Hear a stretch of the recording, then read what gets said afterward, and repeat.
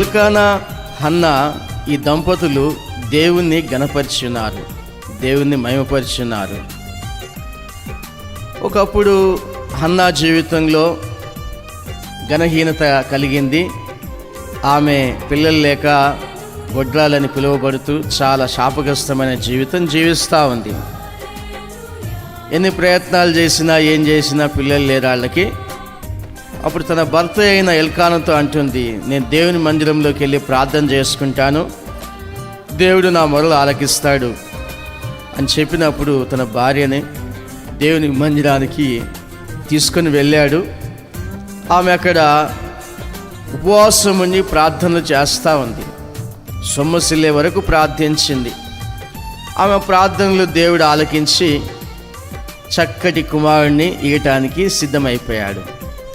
ఆమెను తక్కువ కాదు, నా ప్రార్థనలు ఆలకించి నా కుమారుని ఇస్తే గనక దేవా ఆ కుమారుని తిరిగి నీకే ఇచ్చేస్తాను, పాలు విడిచిన వెంటనే నీ సేవకు చేస్తాను ప్రభువా అని చెప్పి మొక్కుబడి చేసుకుంది. తన యొక్క అర్పణను బట్టి, తన త్యాగాన్ని బట్టి, తన యొక్క నిష్కపటమైన భక్తిని బట్టి దేవుడు ఆమెకు కుమారుని ఇచ్చాడు.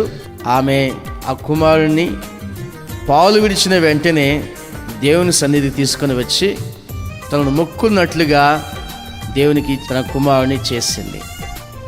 ఆమె దేవుని గణపరిచేందుకు 2వ అధ్యాయం ప్రారంభంలో ప్రార్థన ద్వారా ప్రభుని స్తుతిస్తుంది, ఆరాధిస్తూ ఉంది, దేవుని గణపరుస్తూ ఉంది. తన కుమారుని ఇచ్చి దేవుని మహిమపరిచింది. తనకి ఇక కుమారులు లేరు, కుమార్తెలు లేరు, ఒకడే కుమారుడు. అయినా కూడా దేవుని గణపరచుట కొరకు, ఆమె దేవుని మహిమపరచుట కొరకు తన కుమారుని చేసింది.